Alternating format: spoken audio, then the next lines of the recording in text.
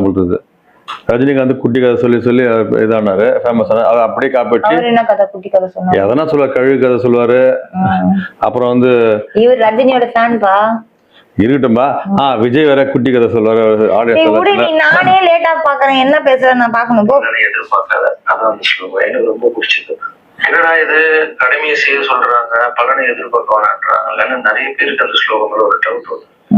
வேலை பண்றோம், வேலைக்கு ஏற்ற கூலி எதிர்பார்க்க கூடாது, கஷ்டப்பட்டு உழைக்கிறோம், சம்பளத்தை எதிர்பார்க்க கூடாது. அந்த ஸ்லோகம் இல்லையே, வீட்டுல வேலை செய்யறோம், எங்களுக்கு ஒண்ணுமே எதிர்பார்க்க. அதுல ஒருத்தர் வந்து அவர் பாட்டு ஒரு வேலையை பார்த்துட்டு பட்டு வச்சுக்கிட்டே இருப்பாரு.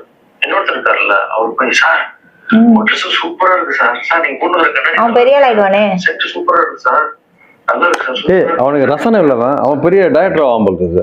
இன்னொரு ஆளு வணக்கம் சார் சொல்லிட்டு வேலையை மட்டும் பார்த்துட்டு அப்ப அவன் வேஸ்ட், அவன் நடக்கும். சரி.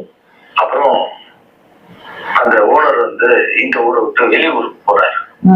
இப்ப எதுக்கு சொல்றேன்னா கதை ஒண்ணும் புரியல. ஏதாவது பிசினஸ் வேலையா போவாரு, அது ஏமா கதை தான் சொல்றாரு கேளு. ஒரு மாசம் சம்பளம் எக்ஸ்ட்ரா, யாரு கூட பேங்க் எல்லாம் தூக்கிட்டு போய் எப்ப பார்த்தாலும் சூப்பர் சூப்பர் சொன்னாங்க. பாத்தீங்களா, எக்ஸ்ட்ரா சம்பளம் கொடுக்குறாரு பாரு. இன்னொரு ஆளுக்கு ஒண்ணுமே கொடுக்கலையா, வீடு வாங்கி கொடுத்தாரு. அவரை நீ என் குடிகள் வந்துரு, அவன் சொந்தக்காரா இருப்பாரு. ஊர்ல கேட்டான், சார் என்ன சார் என்னப்பா மாத்தி இருக்கிறாரு கதை, கதையில ட்விஸ்ட் தான்ப்பா. கொடுத்த வேலையை நீ கரெக்டா பண்ணல, நீ ஜால்ரா அடிக்கிறதுலயே பயங்கரமான ட்விஸ்ட். ஜால்ரா அடிச்சவனுக்கு ஒரு மாசம் சம்பளம், ஜால்ராவே அடிக்காம உண்மையா வேலை பார்த்தவனுக்கு வீடு எல்லாம் வாங்கி கொடுத்துருக்காங்க. என்ன ஆச்சரியமா இருக்குது, மாத்தி சொல்றாரு சாரு. இவர் ஜால்ரா அடிக்கிறாரு, ரஜினிக்கு விஜய்க்கு எல்லாரும் ஜால்ரா அடிக்கிறார். இவரு அப்போ இவருக்கு எதுவும் கிடைக்காதுன்னு நான் நினைக்கிறேன். சரி பாக்கலாம், ரஜினி ஜால்ரா அடிச்சாரு, இப்ப விஜய் ஜால்ரா அடிக்கிறாரு.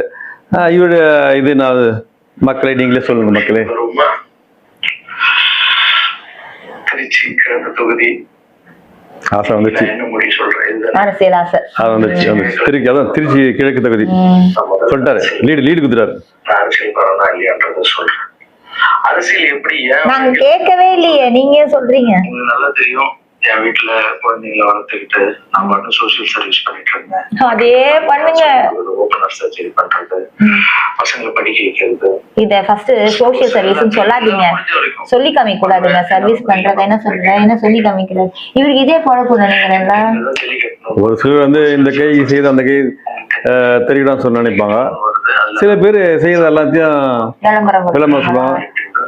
அப்ப மக்கள் மனதில வந்து இவ்வளவு நல்லவர்ன்றது ரிஜிஸ்டர் ஆகும். நல்லது செய்யறவங்க வந்து ரெஜிஸ்டர் பண்ணி நல்லது செய்யக்கூடாது, அவங்களா மக்களா தெரிஞ்சுக்கணும் இவர் நல்லது செஞ்சிருக்காரு.